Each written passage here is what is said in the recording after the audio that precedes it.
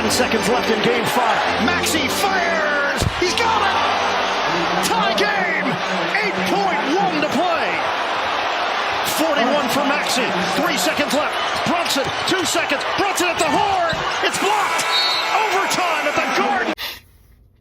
Congratulations to Philadelphia. I'm a Knicks fan by birthright. I was born in Harlem. And great game. But I want to go through that possession to go to overtime, man. Maxey gets the ball. McBride is at half court. McBride should have been trail and turn technique. We'll get there in a second.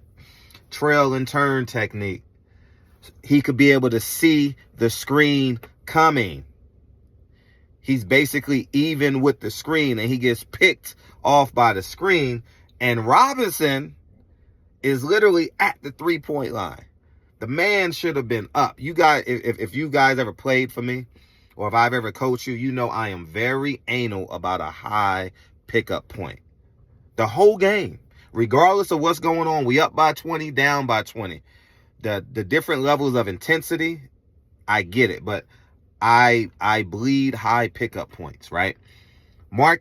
I think the center name is Marcus Robinson. Why isn't he up? Take Maxey to his counter. The greatest shot, the easiest shot for pros is anywhere in between those two elbows. You want to get them off of them elbows, man. You know? And it just bewilders me, man. All this could have been negated if McBride was in his trail and turn technique. We learned that when we was 5 years old. That is probably the first defensive or the second defensive drill we've ever did. When we turn the defender, we take 2 dribbles and we turn them. We take 2 dribbles and we turn them. Epic fail. Now, Maxey makes the shot. Remember what LeBron James didn't do? He didn't go from left to right to his strong hand. Jalen Brunson does it. 2-time national champion.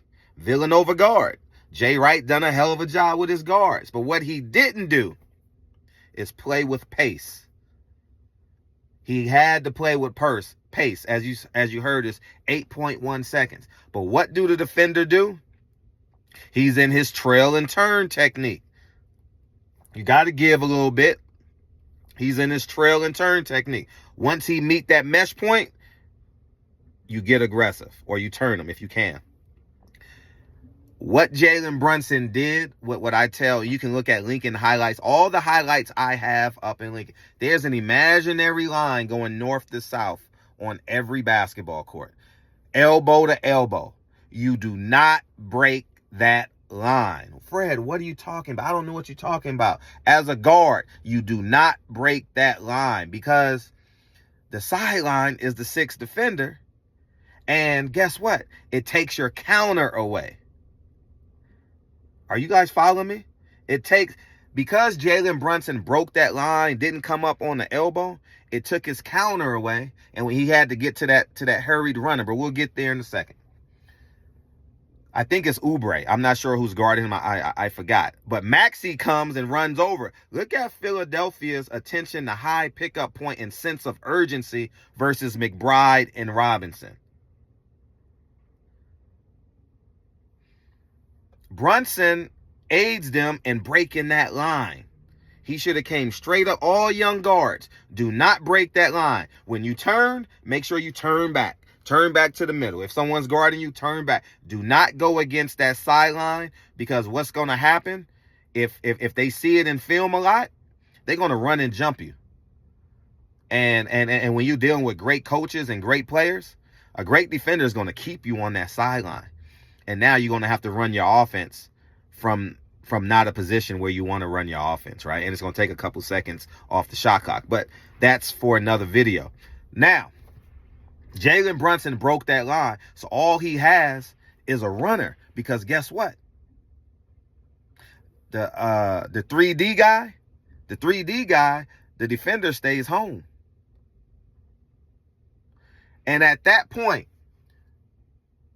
the offensive player Once he saw Jalen Brunson broke that line, this is where you got to have a high IQ. The pass can't be made. Maybe you run through or you stay. It's your choice. It's what y'all do in practice, right? You build these tendencies in practice, right? Everyone has their 5-4-3-2-1 play. I don't know if they keep the guy in the corner or you have him run through, because if he runs through late, the guy is going to stay home and it's going to be a double team on the ball handler. So use to your discretion. But he stays home. So let's just play it safe. He stays home. But because Jalen Brunson broke that imaginary line from elbow to elbow going north and south, not across the free throw line, he can't get to his step back. Now do you get it? Jamal Murray got to his step back. Although it was like it was a half court setting play, even though he dribbled up, they didn't call timeout. But that's the whole angle. If he had not broke that line, he could have stepped back and made that three. And if that offensive player had cleared that left side like Denver did in game 2 against the Lakers, he could have had a step back for the game winner, and that would have been more than likely going in instead of a runner over Embiid. I think he's the reigning NBA MVP. Yeah. Regardless of if he's hurt, he's still with his arms up. He's 7'5". You know what I mean? So just the attention to detail is so important. And this is why, in the midst of your raving and yelling and cursing, and I'm one of them, you gotta have teachings in those ripping and ravings and cursings and all that. You gotta have teachings. Repetition. And that's basically it. So y'all go ahead and have a great day. I can't wait for game 6. Oh, game 6 gonna be lit. Tonight, we got the Lakers in Dallas, and tomorrow night, hey, these NBA playoffs is like March Madness, man. Y'all go ahead and have a great day, and hopefully you guys learned something today. High pickup points. Change the level of intensity. High pickup points, and don't break that line. Do not break that line. All right, y'all have a great day. Peace.